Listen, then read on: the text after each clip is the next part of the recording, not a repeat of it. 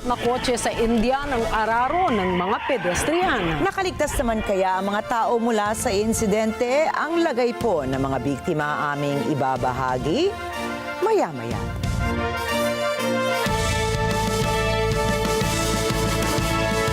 Magandang gabi, ako po si Ricky Mathay. Ako si Nina Richie Alagaw Flores. Ito po ang mata ng Agila International. Para naman sa mga headlines ngayong araw ng Miyerkules. Bilang ng mga Pilipinong walang trabaho noong June 2025, nabawasan pa ayon sa Philippine Statistics Authority. Pangulong Ferdinand Marcos Jr. pinasususpindi ang pag-aangkat ng bigas ng Pilipinas. Hiroshima, ginunita ang ika-80 taong anibersaryo ng 1945 atomic bombings sa Japan. New York City na babahala sa outbreak ng Legionnaire's disease sa syudad. But it looks like at least the roadway. At automaking plant sa Brazil na sunog.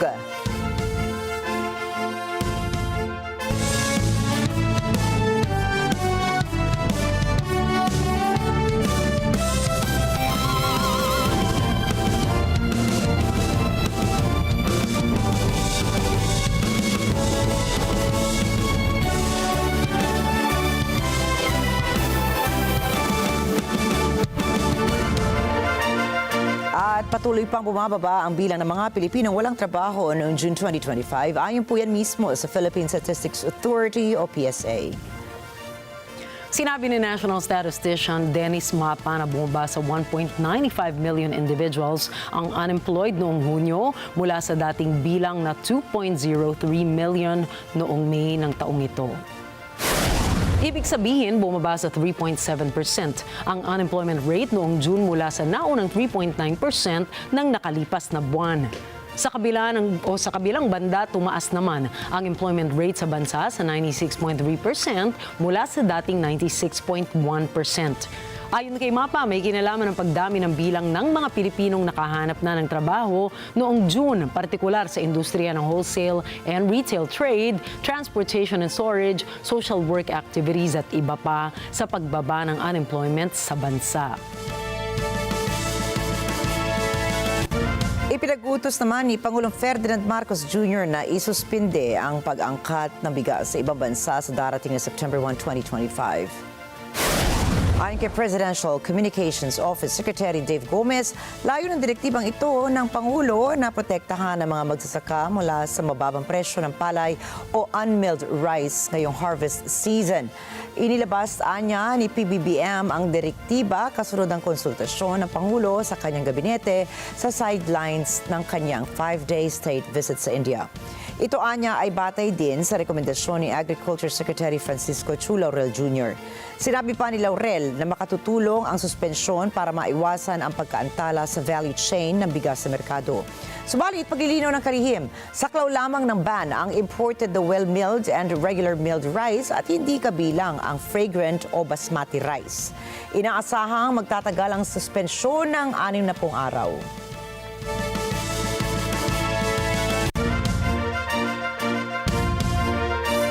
At nagsimula na po ngayong araw ang libreng sakay sa MRT3 line para sa mga national ID holders. Ayon sa Department of Transportation, epektibo ang free rides sa mga oras ng alas 9 ng umaga hanggang alas 11 ng umaga at alas 6 ng gabi hanggang alas 8 ng gabi. Samantala, ang iba pang mga petsa na libre ang pasahe ng mga national ID holders ay sa darating na August 13, 20 and 27.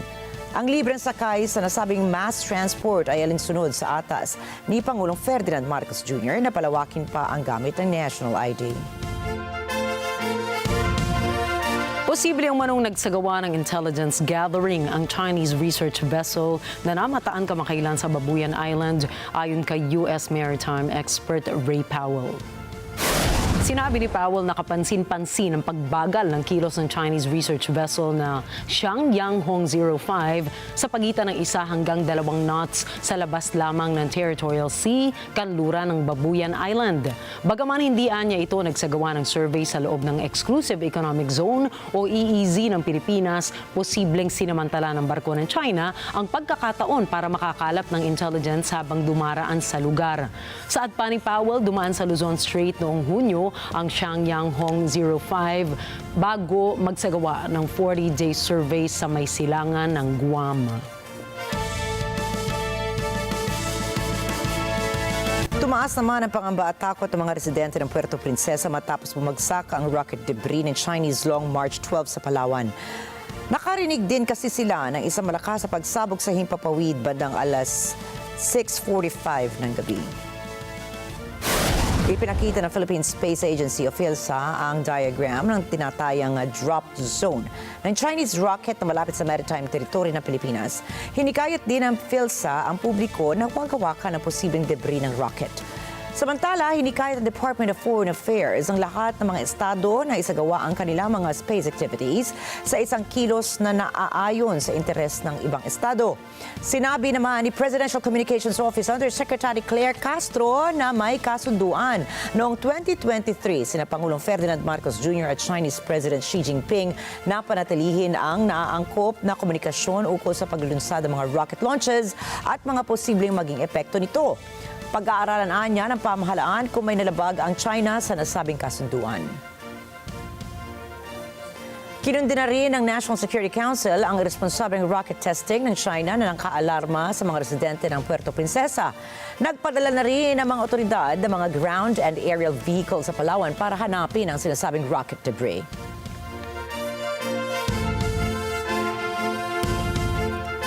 Patay na raw ang reklamong impeachment laban kay Vice President Sara Duterte. Yan ang paniniwala ng ilang senador matapos ang ilang oras na maiinit na debate at diskusyonan. Nagpasya kasi ang mayorya ng Senado na i-archive na lamang ang impeachment complaint laban sa bise. Alamin nga natin kay Mian Corvera bakit hindi na umusad ang impeachment hearing dyan sa Senado. Mian. Tinatuluyan ng isinantabi ng Senado ang Articles of Impeachment laban kay Vice President Sara Duterte. Matapos ang 5 oras na debate, nagdesisyon ang mga senador na i-archive ang impeachment complaint. 11 ang bumoto pabor sa motion to archive na inihain ni Senator Rodante Marcoleta, 4 ang tumutol habang nag-abstain si Senator Pinakaba. Ang motion to archive ay nangangahulugan na isinasantabi ng Senado ang reklamo laban sa Vice President. Maaari lang itong buksan at talakayin muli ng Senado kung magdedesisyon ang Korte Suprema na baligtarin ang nauna nitong ruling na nagsasabing unconstitutional ang impeachment case. Nangangahulugan din yan na walang mangyayaring impeachment trial. Binaliwala ng mga senador ang pakiusap ni Senate Minority Leader Vicente Soto na huwag munang magdesisyon na i-archive ang Articles of Impeachment at hintayin muna ang magiging ruling ng Korte Suprema sa mga nakapending na motion for reconsideration. Ayon sa mga senador na bumoto pabor sa motion to archive, malinaw sa desisyon ng Supreme Court na wala naman talagang jurisdiction ng Senado. Bukod dyan, void ab initio o mali sa simula pa lamang ang ginawang paghahain ng impeachment complaint laban kay Duterte dahil sa paglabag ng mga kongresista sa one-year bar rule. Sabi ng mga mamabatas, kailangan ng mag-move on ng Senado at itupagin ang kanilang mandato sa paglikha ng mga batas at pagtugon sa mga problema ng mga kababayang apektado ng mga kahirapan at kalamidad. Sa explanation of vote, sinasaringan naman ni Senate President Francis Escudero ang mga kongresista dahil sa umano'y pag-abuso sa kapangyarihan at pagsira umano sa Senado bilang institusyon matapos silang batikusin sa hindi umano agad pag-aksyon sa reklamo laban sa Vice President. Narito ang bahagi ng pahayag ni Senate President Francis Escudero. Are you truly for accountability or simply anti-Duterte? Do you truly respect and want to preserve the Constitution or you simply hate the Vice President? Are you serving the nation's interest or protecting and pursuing your own personal ambitions or agenda? Are you fighting for truth or are you simply after revenge?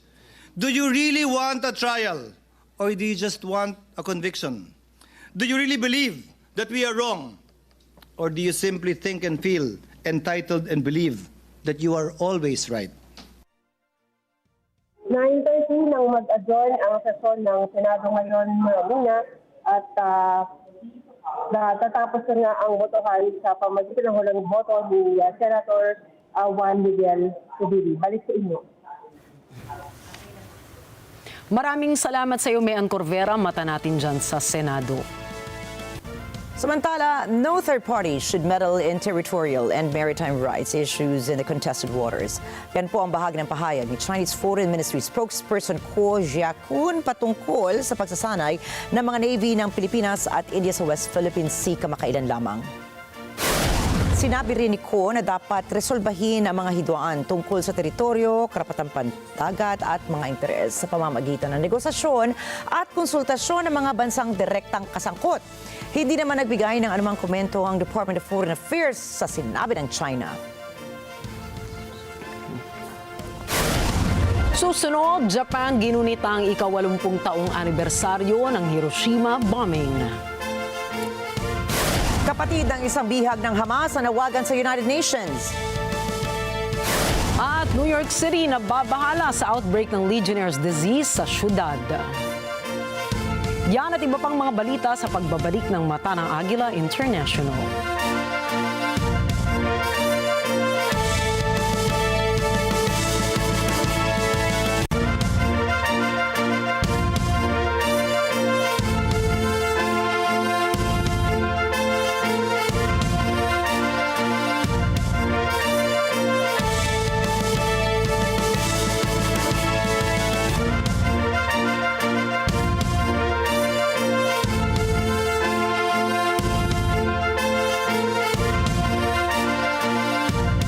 Running gets better when it's done together. Net25 brings you the biggest family fitness event this August 23, 2025 at the Philippine Arena. It's the Net25 Family Fun Run. Choose your pace. 1K, 3K, 5K, or 10K. It's not about the speed. It's about the journey. Secure your slot by scanning the QR code today. So, what are you running for? We'll see you there. Net25 Family Fun Run 2025. The Net25 Family Fun Run 2025 is brought to you by our platinum sponsors, Salem, King's Herbal Plus, Chris Sports, our gold sponsors, Pure Gold, Composite Technology, BioQuick Medical Enterprise, Fluories, Lux Beauty and Wellness Group, Rhea Generics, Eurotel and Hotel Dream World, Beauty Elements Ventures Incorporated, Gcash, our silver sponsors, Natural, Dear Self Aesthetic and Wellness Center, Royal Care Marketing, North Square, the Zen Institute, Zinzino. Our bronze sponsors, Go Hotels, Rhodesian Sales Store, and Robisco. Our participating merchants, event partners, and our event venue partner, Philippine Arena.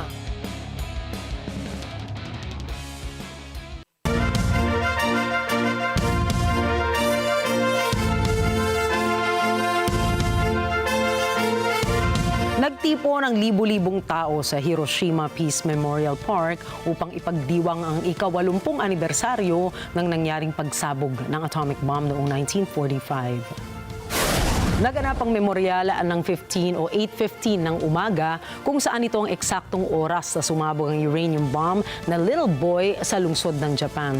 Hinihimok nila ang mga lider ng mundo na personal na bisitahin ang Hiroshima upang sila'y matauhan at mapangaralan sa kakilak-kilabot na epekto ng nuclear war. Sinabi rin ng isang resident ng lungsod na ang kanyang ninanais ay ang pandaigdigang kapayapaan. 本当に世界が平和になってほしいけど、あまりにもそれ以上に大虐殺やってるでしょう。一般の市民を。パレスチナ。本当に、あれは最悪じゃないですか。Ipinahayag rin na isang local artist na sa kanyang pagpipinta ay nais niyang maipakita na mayroong pag-asa sa pagkamit ng kapayapaan. これを見てから見たことのない絵がある。でこれは何を表しているんだろうか。でそういうことを考えることによってそれから平和を考えるきっかけになることというのが僕は望んでいることです。 Nanawagan ng grupo sa buong daigdig na huwag baliwalain ang kanilang tinig laban sa umiigting na tensyon sa pagitan ng nuclear-armed states. At 3 araw bago ang itinakdang ceasefire deadline ni US President Donald Trump kay Russian President Vladimir Putin, sinabi ni Kenya President Volodymyr Zelensky na naging mabunga ang naging pag-uusap nila ni President Trump. Narito pa ang report ni May Fanways Zaragoza.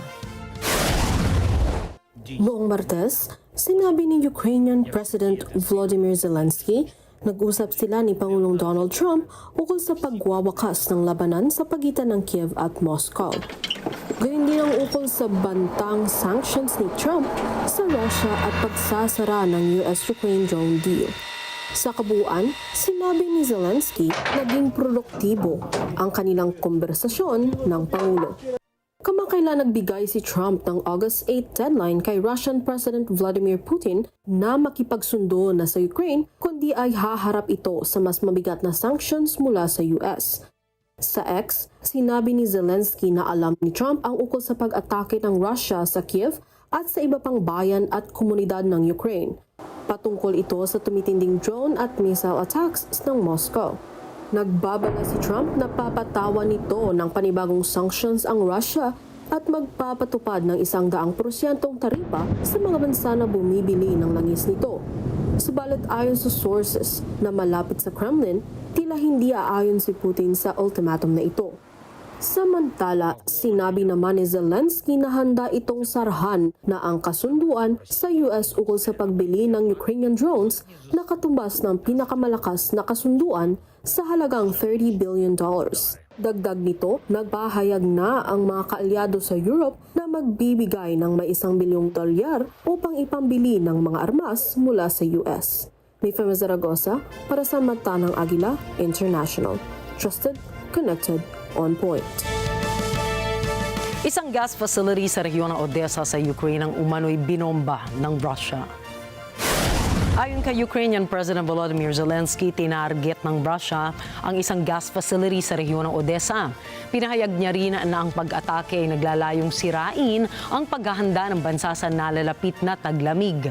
Nagsisilbi ang pasilidad bilang interconnector na kilala bilang Orlovka na bahagi ng Trans-Balkan route kung saan dumaraan ang gas papasok sa Ukraine. Halos 0.4 million cubic meters ng gas ang naitalang dumaan sa Orlovka noong araw ng insidente. Ngunit hindi matiyak kung tuloy ang operasyon nito dahil hindi pa matukoy kung tuluyang nasira ang nasabing interconnector. Pinahayag naman ni Zelensky na patuloy ang pagsasaayos ng mga pasilidad ng gas at sa pagbabalik ng kuryente at tubig sa mga kabahayan sa rehiyon. Бажаю здоров'я, шановні українці, українки. Кілька важливих речей за цей день. Увесь день енергетики, рятувальники працюють дуже активно на Херсонщині, а також в Донецькій області ліквідовують наслідки ударів по енергооб'єктах. Зокрема, в Херсоні сьогодні були відключення через російські бомби. Наші ремонтні бригади роблять все можливе. Станом на зараз в Херсоні відновлене постачання електрики і майже в усьому місті водопостачання, окрім 10 будинків в Таврійському мікрорайоні. Щодо цих будинків, ремонтні роботи мають завершитись завтра. Nangako Nangako naman ang mga bansang Sweden, Norway at Denmark na maglalaan ang mga ito ng $500 milyon na suporta para sa Ukraine. Ang halaga ay mapupunta po sa isang inisyatibo ng NATO upang suplayan ang Kyiv ng US weapons, kabilang na ang Patriot missiles and automated drones para madepensahan ang sarili laban sa Russia. Narito pong report ni Bernhard Gonzaga. Noong isang buwan, sinabi na Pangulong Donald Trump na magsusupply ng armas ang US sa Ukraine na sasagutin ng mga kaalyado sa Europe. Ito ay kahit na hindi dinetalye ng Pangulo kung paano isasagawa ang pagpupondo. Ipinahayag ni Norwegian's Defense Minister Tore Sandvik na nais nitong tiyakin na makakarating agad-agad ang tulong na armas habang pinalalakas ang kooperasyon ukol sa depensa at pagtatamo ng kapayapaan base sa mga kondisyon ng Ukraine. Ayon naman kay Danish Defense Minister Troels Lund Poulsen, agad na handa na ang pondo ng Denmark at kinakonsidera nito ang karagdagang halaga sa hinaharap. Anya, kritikal ang bilis sa sitwasyon. $90 million ang bahagi ng Denmark habang $146 million naman ang sa Norway. Ayon sa Sweden, magbibigay ito ng $275 million sa pakete na kabibilangan ng Patriot missiles, iba pa ang air defense equipment at anti-tank munitions. Ayon kay NATO Secretary General Mark Rutte, ikinagagalak na alyansa ang mabilis na aksyong ito ng tatlong bansa. Noong Lunes, unang nagpahayag ng partisipasyon ang Netherlands at nagbigay ng €500 milyong. Ayon kay Ukrainian President Volodymyr Zelensky, ang hakbang na ito ay lumikha ng bagong pundasyon para sa pangmatagalang seguridad sa Europe. Samantala, sinabi ni US Ambassador to NATO Matthew Whitaker na sa kalaunan, ang solusyon sa labanang ito ay diplomasya at pag-uusap. Well, ultimately, there's not going to be a battlefield resolution of this war. It's going to have to be through diplomacy and through negotiation. What we're seeing on the battlefield is just a complete slaughter of soldiers on both sides, but especially on the Russian side. They appear to be willing to throw a lot of bodies and kill a lot of their fellow countrymen. But at the same time, President Trump wants this war to end. He knows we need a ceasefire and ultimately an enduring peace process and deal. And so it's going to be a negotiated resolution of this war. Nobody's going to win this war. Both sides are taking significant losses, and President Trump has identified that this will bring President Putin to the table to negotiate. And, you know, again, it's just one of the many things that we're able to do with the sanctions and several other cards that are yet to be played. Bernhard Gonzaga, para sa Mata ng Agila International. Trusted, connected, on point. Ipinagpaliban ni Israeli Prime Minister Benjamin Netanyahu ang usapin sa full occupation, ngunit inuulan pa rin ito ng batikos galing mismo sa mga mamamayan ng Israel at ng international community. Sa isang briefing ng United Nations, nagpahayag ng pagkabahala ang ilang mga kinatawan ng iba't ibang bansa tungkol sa naturang plano ni Netanyahu. Suportado naman ang iba ang naging plano ng Prime Minister at sinabing kathang-isip lamang ang posibilidad ng isang two-state solution na isinusulong ng ilang miyembro ng United Nations. Katakataka rin ang hindi pagbibigay ng komento ni US President Donald Trump na kilalang malapit na kaalyado ni Prime Minister Netanyahu. Sa isang panayam, hindi direktang sinabi ni President Trump kung suportado niya o hindi ang plano ng Israel na tuluyang sakupin ang Gaza Strip at sinabing nakatuon lamang sila sa pagbibigay ng makakain sa mga Palestino roon. Well, I don't know what the suggestion is. I know that we are there now trying to get people fed. As you know, $60 million was given by the United States fairly recently to supply food and a lot of food, frankly, for the people of Gaza that are obviously not doing too well with the food. And I know Israel's going to help us with that in terms of distribution and also money. We also have the Arab states are going to help us with that in terms of the money and possibly distribution. So that's what I'm focused on. As far as the rest of it, I really can't say. That's going to be pretty much up to Israel. Yeah, please. Matatandaang tutol rin ang mga former Israeli army officials sa plano ni Netanyahu at humingi rin ng panawagan kay Trump na pigilan ito.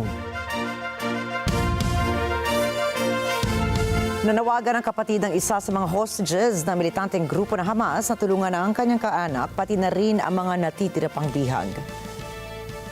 Sa isang pulong kasamang Security Council, kanyang idinetalye ang kanyang nadama nang makita sa kalunos-lunos na estado ang kanyang kapatid.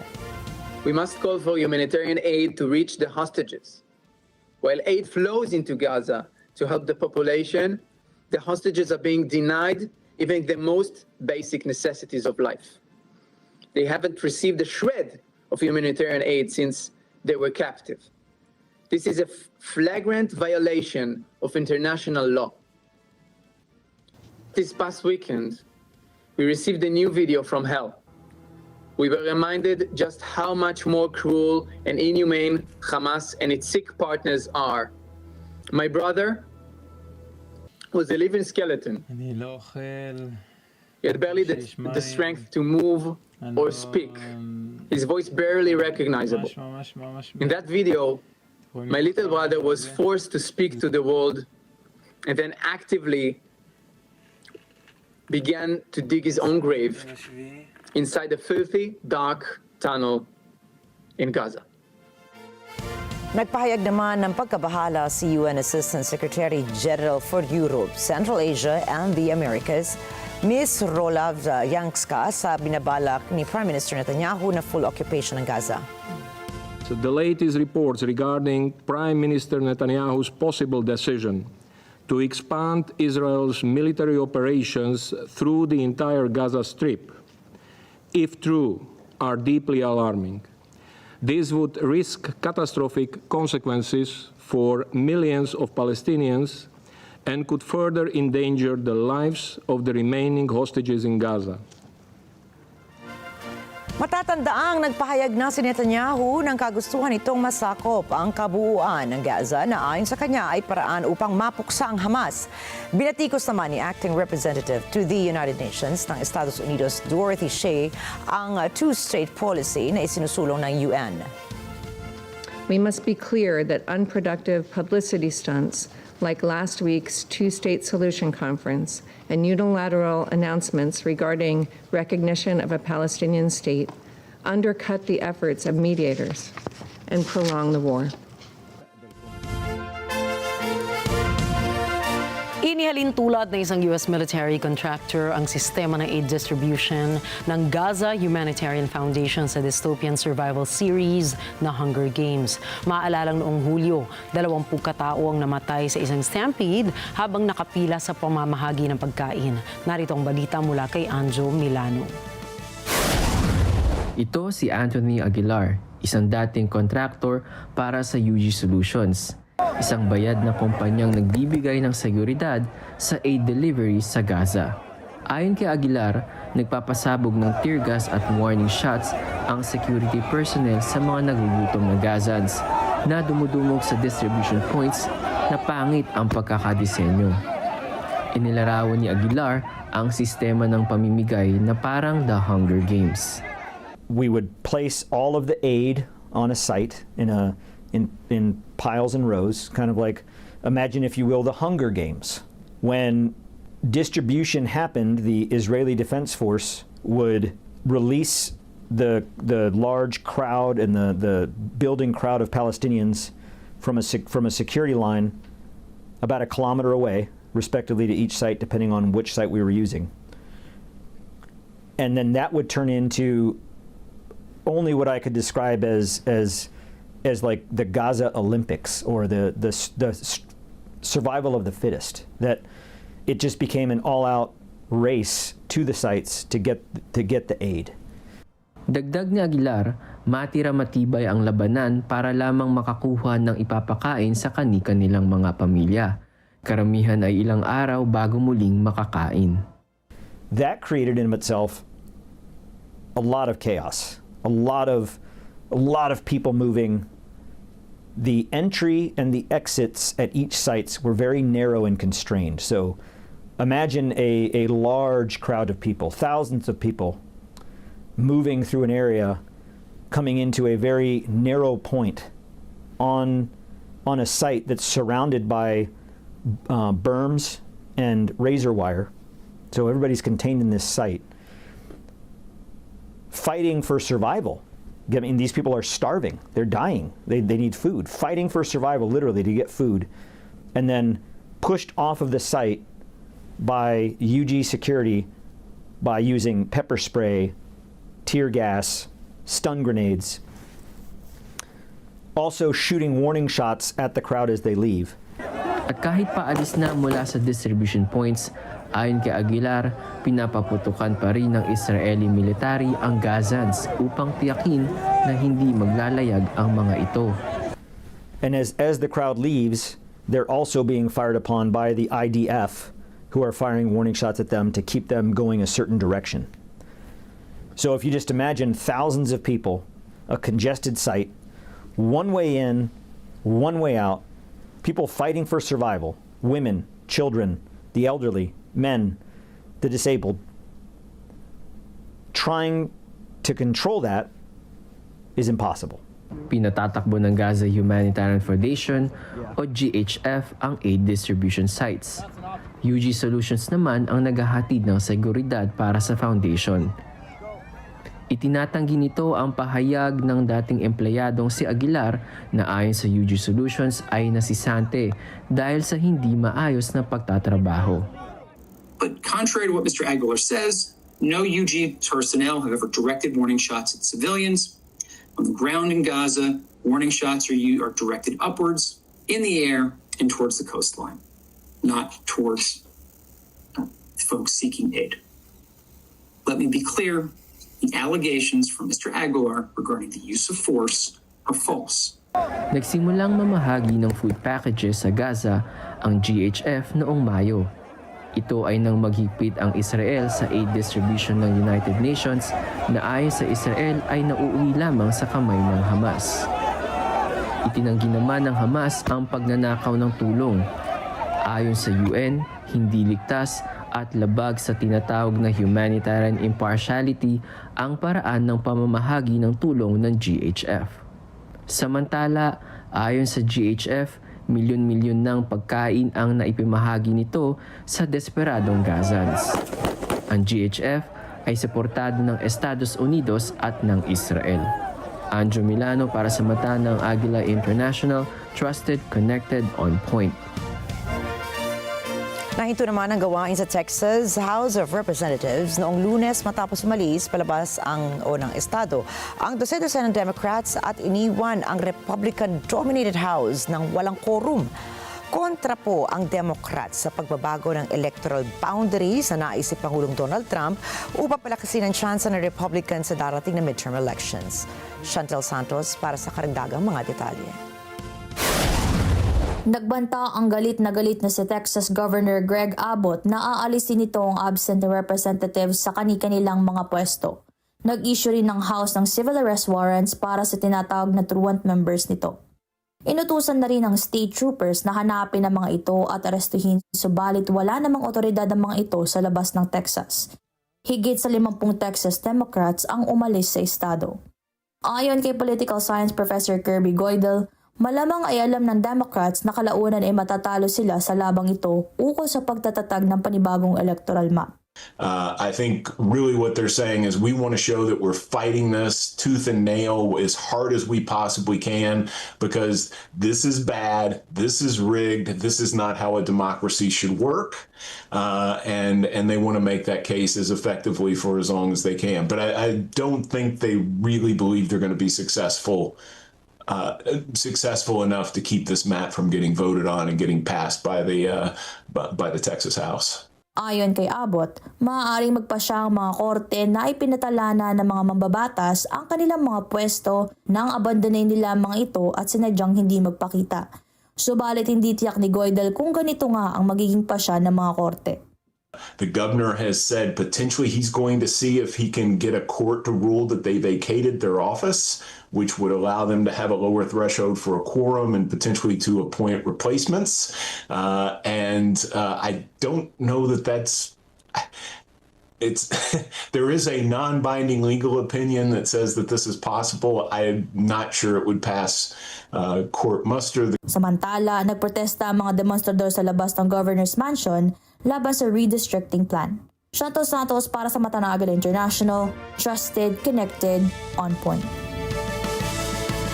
Noong linggo, nagbabala ang Democratic lawmakers sa Texas na aalis sila sa estado upang hindi mabuo ang quorum na kinakailangan ng Republican Party. Kailangan kasi ito upang ma-redraw ang 38 congressional districts ng estado upang maprotektahan ang mayorya ng Republicans sa darating na midterm elections. Narito pang report ni Yolanda Espiras. Noong linggo sa isang video nakuha sa harap ng isang airport, sinabi ni Texas Democratic Representative James Talarico na ang redistricting plan ay katumbas ng panggugulo sa 2026 elections. This is State Representative James Talarico from Texas. If you're seeing this video, my Democratic colleagues and I have just left our beloved state to break quorum and stop Trump's redistricting power grab. Ganito rin ang ginawa ng iba pang Texas Democrats. Sa X, sinabi ng mga ito na sila ay patungong Illinois upang maiwasan din na makuha ng Republicans ang quorum ukol sa redistricting plan ng mga ito. Donald Trump wants more power. That's what this is about. He wants to face no accountability and no consequences. And that's why he's demanding Texas rig our congressional districts. There was a time when a Texas governor wouldn't be afraid to tell a president, any president, don't mess with Texas. Right. But Greg Abbott is too subservient and too weak to do that to Donald Trump. Sa Illinois kung saan papunta ang ilang Texas Democrats, kapartido ng mga ito ang nakaupong governor na si J.B. Pritzker. Ayon naman kay Pritzker, welcome sila sa kanyang estado. Tonight, along with the Speaker of the Illinois House, the President of the Illinois Senate, and millions of Illinoisans, we are very pleased to welcome you and to stand in solidarity with you and send a clear message to all Americans. We will not let power go unchecked, or let your voices and their voices go unheard. Inakusahan ni Pritzker si Pangulong Donald Trump ng panggugulo sa sistema upang makuha ang 5 pwesto sa Kongreso.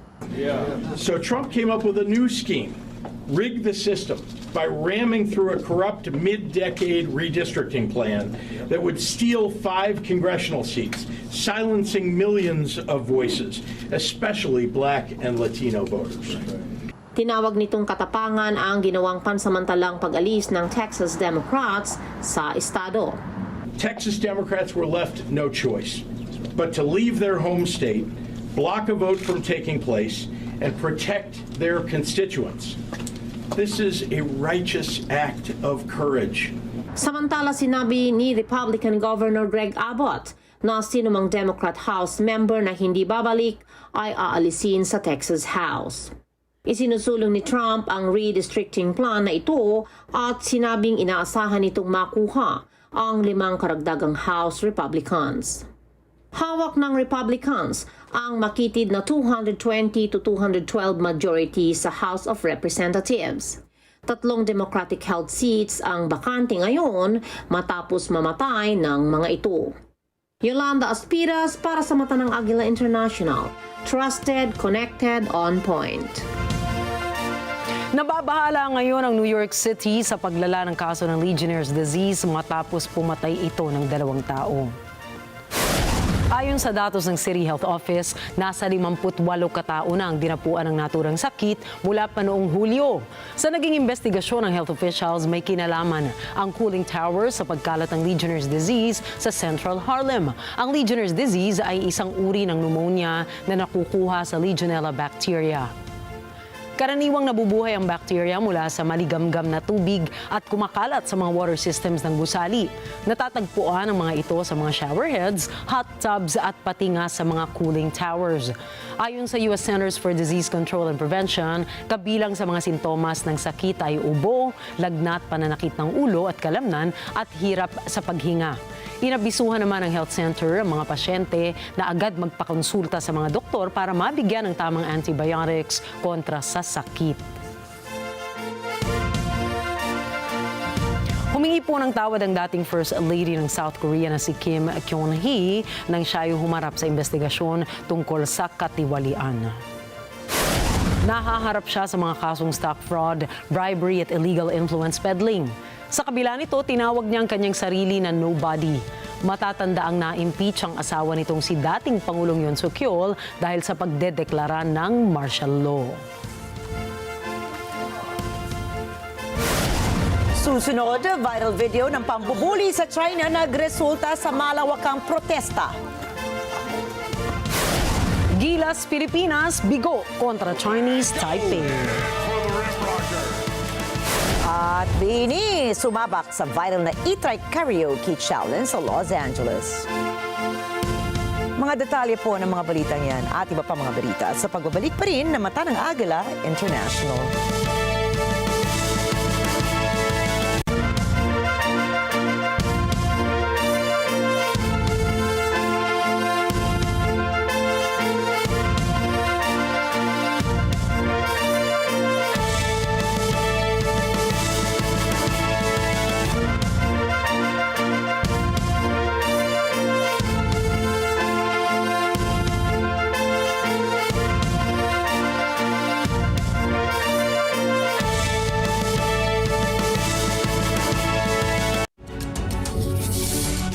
When a story starts with faith, it can only grow further and stronger. As time passes by, we learn about your story. In an institution of exceptional healthcare, with genuine Christian compassion, we care about you. With a safe, secured, and sanitized environment, accompanied by a team of trusted healthcare professionals, we're built this way to serve you better. By providing affordable health services to general population, we want what's best for you. Because at New Era General Hospital, everyone matters.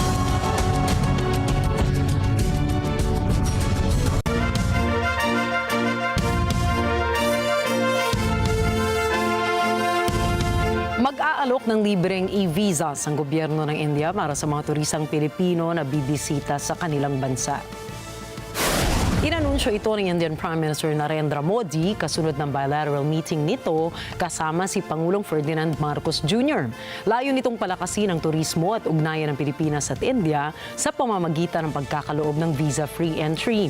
Ang pribilehiyong ito ay nabanggit din sa Declaration on the Establishment of a Strategic Partnership sa pagitan ng dalawang bansa. Mula rito, inaasahan na magsisimula muli ang direct flight sa pagitan ng Pilipinas at India sa October ng taong ito. At hindi naman nakaligtas ang isang individual habang kritikal ang kondisyon ng tatlo pang kasama nito matapos silang salpukin ng humaharurot na kotse sa India. Ayon sa police report, nawala ng kontrol ang kotse at inararo ang 4 na pedestrians sa Caracat area ng Rohtas District sa Bihar. Sa CCTV video po, makikitang dire-diretso ang kotse sa mga biktima. Pagkatapos, nahulog ito sa isang creek. Kinilala ng pulisya ang nasawing biktima bilang si Indu Devi habang pinaniniwalaang nakainom ang driver habang ito ay nagmamaneho. Iniimbestigahan pa rin ng pulisya ang trahedya para sa isasampang kaso laban sa nanagkasang driver. Bumagsak ang isang medical transport plane malapit sa Chinle Municipal Airport ng Arizona. Natagpuan na lamang ng mga emergency responders ang eroplano na naabo na dahil sa apoy. Kinumpirma ng Navajo Police Department na nasawi ang 4 na sakay ng eroplano. Ngunit hindi na nagbigay ang mga otoridad ng pagkakakilanlan ng mga biktima. Inaalam na ng Federal Aviation Administration at ng National Transportation Safety Board ang posibleng naging sanhi ng insidente. Nabalot naman ang apoy ang isang automaking plant sa Brazil. Sa media report, pagmamayari ng FM Motors Automobile Company ang naturang pabrika. Nagsimula ang sunog sa gitna ng lunch break ng mga trabahador. Sumugod na ang 6 na fire trucks ng Amazonas Military Fire Service para apulahin ang sunog. Wala namang napaulat na nasaktan o nasawi sa insidente.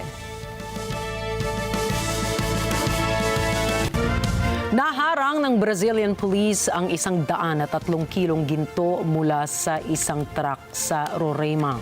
Ito ay sinasabing pinakamalaking seizure sa kasaysayan ng ahensya. Narito ang mga detalye mula kay Emmy Capili-Taroha. Noong Lunes, nakakupiska ang Federal Highway Police ng Brazil ng 103 kilos ng ginto mula sa isang pickup truck sa estado ng Roraima. Ang makasaysayan at pinakamalaking seizure na ito ay naganap sa Boa Vista, kabisera ng Roraima. Inaresto ang driver na nagbabiyahe ng ginto. Ayon sa pulis, nagkakahalaga ng higit sa $11 milyong ang solid gold bars na nasa kote ng mga ito. Ibinabiyahean niya ang mga ito mula sa Rondonia at posibleng patungong Venezuela o Guyana. Nadiskubre ito ng mga otoridad sa isang pulis sa BR 401 highway. Dagdag pa ng report, kasama ng 30 taong gulang na lalaking driver ang kanyang asawa at anak. Napansin ng PRF agents ang kamalian sa dokumentasyon ng cargo na wala sa pangalan ng driver. Sa isang initial search, nadiskubre ng mga ito ang maliit na halaga ng ginto. Subalit nang inspeksyonin ang sasakyan, natagpuan ang higit sa 100 gold bars na nakatago sa dashboard ng truck. Ang operasyon ay iniugnay ng Casa de Governo na itinatag ng Federal Executive Branch sa kabisera ng Roraima. Layo nitong puksain ang mga illegal na mining operation sa Yanomami Indigenous Territory, pinakamalaking lupain sa Brazil. Emmy Capili-Taroha para sa mata ng Agila International, trusted, connected, on point. Mahigit 7,000 kaso ng chikungunya virus ang naitala sa buong lalawigan ng Guangdong, China. Matinding tinamaan ang lungsod ng Foshan kung saan kinailangang manatili sa mga ospital ang mga pasyente. Nilagyan din sila ng mga kulambo para hindi kagatin ng mga lamok.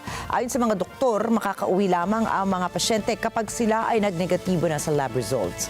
Nagsagawa rin kaagad ng hakbang ang mga health experts para pigilan ang pagkalat ng sakit na ito. The disease is, you can understand it from its name itself. The name chikungunya actually came from a Swahili dialect, which means to bend over. Right? And the reason is because your joints are so painful, you have to bend over to relieve the pain. And that's how the virus the disease got its name. It really boils down to, number one, determination, knocking on doors, getting all the mosquito breeding sites. Number two, you may even need to fast-track something called Wolbachia. Wolbachia is a bacteria, it's a biological agent to try to restrict the growth of the mosquitoes. Many countries, such as the South American states, including Singapore and certain parts of China, actually has that technology. Fast-track it, get it out quickly as possible. Nagbabala rin ng mga eksperto ang posibleng kumalat ang chikungunya virus, lalo na at ang gagaling ito sa kagat ng lamok. Nagdudulot ang virus na ito ng lagnat at matinding sakit sa kasukasuan na kung minsan ay maaaring tumagal na mga taon. Without a doubt, it will spread. This is not unprecedented. So in 2006, when chikungunya first emerged, was first detected in the islands of Indian Ocean from East Africa, the virus very quickly spread to South Asia and then to Southeast Asia and then to many other parts of the world. Right, that's the nature of the virus, that it is very transmissible from a mosquito to a human to a mosquito, and that the Aedes aegypti mosquitoes, Aedes albopictus mosquitoes, are present throughout the tropical world. Bumuhos ang malalakas na pag-ulan sa hilagang bahagi ng India na nagdulot ng flash floods at mudslides. Tinatansyang aabot sa mahigit 50 katao ang nawawala ayon sa mga rescuers, habang 4 na individual naman ang namatay. Samantala, nahirapang makapasok ang mga rescue teams kasamang Indian Army at disaster response units sa mga gumuhong kabahayan. Gumamit rin sila ng mga drones, satellite phones, heavy machinery at tracker dogs bilang suporta sa rescue operations. Pero hindi sila agad nakadaan sa mga kalsada dahil sa mga nakaharang na lupa at mga bato sa daanan bunsod ng landslide. landslides. Sa kabila ng mga problemang ito, mahigit sa 100 katao ang nailigtas ng mga rescue teams. Nagbabala naman ang Indian Meteorological Department sa mga residente na posibleng magkaroon uli ng landslides dulot ng tuloy-tuloy na pagbuhos ng ulan. Patay ang isang tao matapos sumiklab ang isang malaking wildfire sa rehiyon ng Aude sa katimugang France malapit sa border nito sa Espanya. Dagdag pa po rito ay 2 tao naman ang naiulat na sugatan kabilang ang isa na nasa malubhang kalagayan. Ayon sa Fire Brigade, mahigit 1,250 na bumbero ang ipinadala upang apulahin ang apoy na tumupok sa halos 4,500 na ektarya ng kagubatan.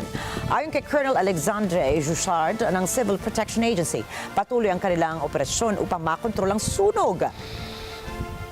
Kinumpirma naman ni French President Emmanuel Macron na lahat ng ahensya ng bansa ay nakahanda upang tumugon sa insidente. Nagalit ang publiko sa China matapos kumalat ang video ng pambubuli sa isang 14 anyos na estudyante sa Jiangsu, Sichuan. Sa video, 3 kabataang babae ang marahas na nakit sa biktima at sila mismo ang nag-upload ng video sa internet.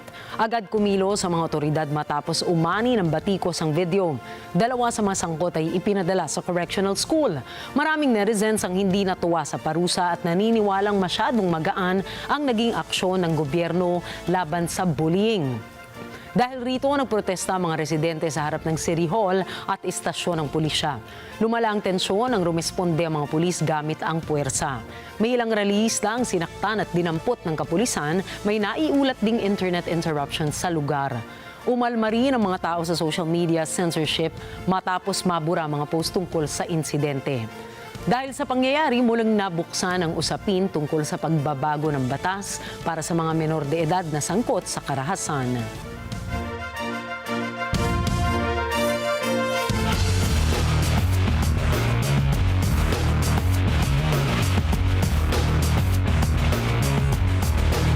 Nabigo naman ang Gilas Pilipinas sa unang laro nila sa 2025 FIBA Asia Cup sa kamay ng Chinese Taipei sa score na 95-87.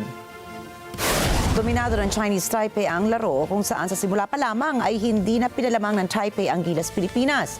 Naging hamon sa Gilas ang maagang pagka-foul trouble ni naturalized player Justin Brownlee kung saan nakapagtala lamang ito ng 19 points and 7 rebounds. Pinilit pa ng Gilas Pilipinas na mailapit ang kalamangan sa kamay ni Dwight Ramos na nagtala naman ng 16 points, 4 rebounds and 6 assists. Subalit, naging matindi ang ipinatupad na depensa at opensa ng Chinese Taipei. Ito na po ang pangalawang pagkatalo ng Gilas sa kamay ng Chinese Taipei simula noong buwan ng Pebrero. Naging bida sa Chinese Taipei si Yin Chung Chen na nagtala ng 34 points. Susunod na makakaharap naman ng Gilas sa New Zealand and Iraq para sa Group D ng torneo na ginanap sa Jeddah, Saudi Arabia.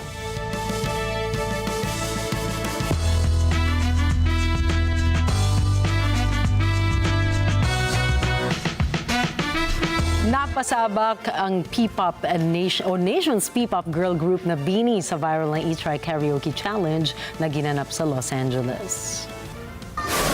Kitang-kita ang pagdadala ng kultura ng Filipino karaoke sa kanilang makulay at interaktibong challenge. Kasama si Alana, ang content creator sa likod ng kilalang E-Try Karaoke series. Sumakay ang mga miyembro ng BINI sa isang metal-powered e-tricycle. Habang hawak ang mikropono, nagkukulitan sila sa mga nakakasalubong nila sa daan na umawit kasama nila. Inilahad ng BINI kung paano ang isang mahalagang bahagi ng Filipino identity ay nakakakonekta kahit saan sa mundo. Isang mahusay na paraan para ipakita ang ganda at saya ng P-pop culture sa global na entablado. Sa kanilang pagmamalaki ng tradisyong Pinoy, talagang nagdala ng aliw at pagmamalasakit sa kultura ang BINI. Naipakita rin nila na ang musika at saya ay walang hangganan nang sila ay nagiging tulay sa pagkakaisa at kasiyahan. Mapapanood na rin sa kanilang social media platforms ang kanilang pinakabagong collaboration song na Oxygen kasama ang Orchestra of the Filipino Youth.